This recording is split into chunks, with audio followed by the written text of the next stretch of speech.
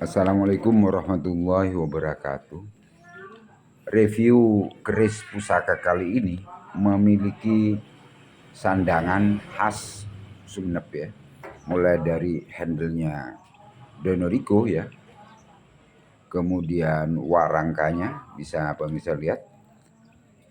Odeng-odeng ya, khas logo Keraton Sumenep baik bagian depan dan belakang.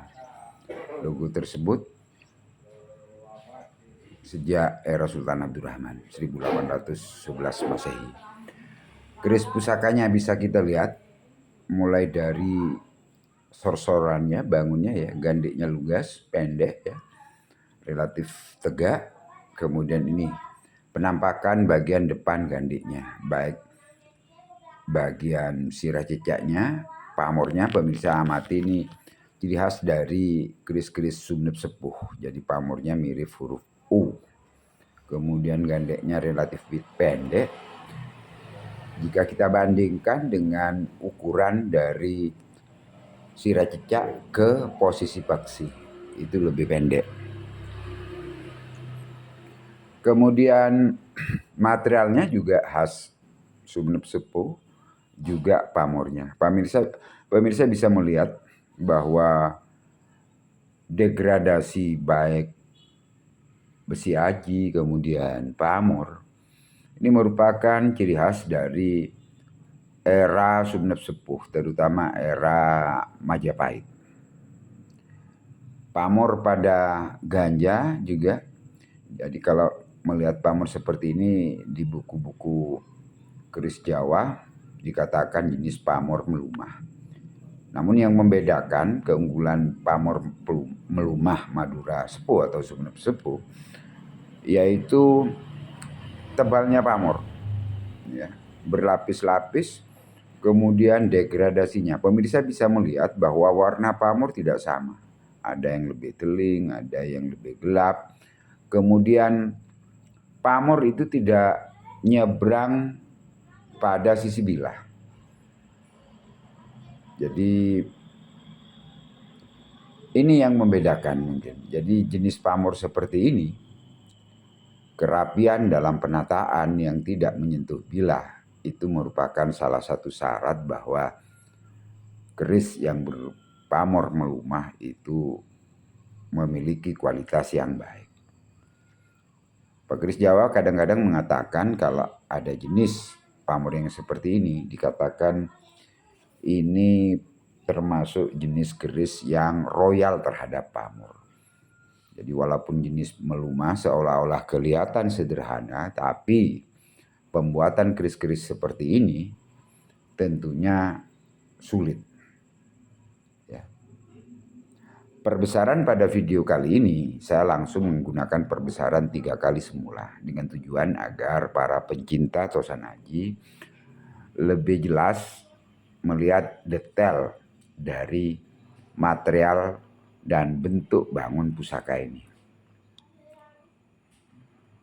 Jadi pamornya ngebior dan full pamor. Tentunya kalau Pak Kris Jawa mengatakan pamor seperti ini, di buku Pakem dinamakan pamor pendaringan kebak. Nah ini sisi separuhnya.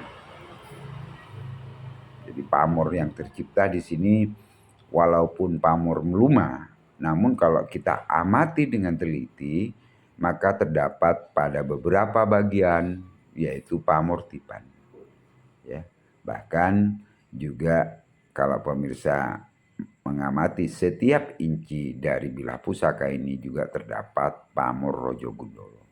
Pamor Rojo Gundolo tentunya tidak hanya terdapat di sorsoran, bahkan ada yang di tengah bilah ataupun di ujung bilah yang melukiskan atau menggambarkan bentuk pamor yang menyerupai hewan, binatang ya, tertentu.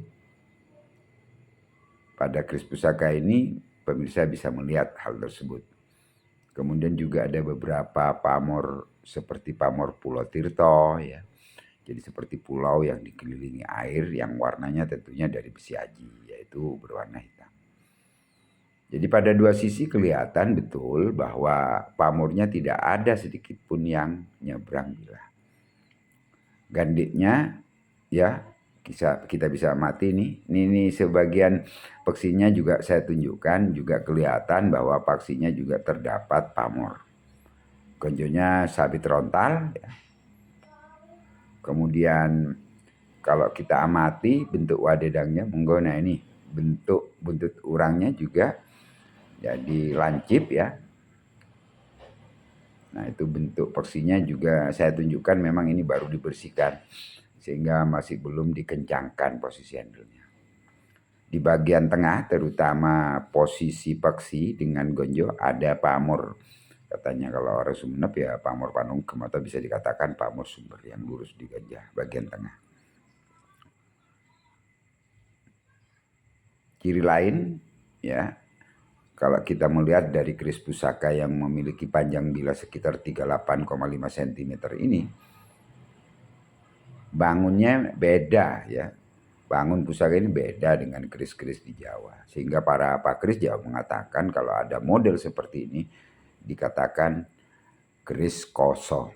Jadi itu menyimpulkan bahwa keris ini adalah merupakan keris sepuh era Majapahit. Sekian saja dulu review mengenai keris pusaka Sumenep sepuh era Majapahit ini. Wassalamualaikum warahmatullahi wabarakatuh.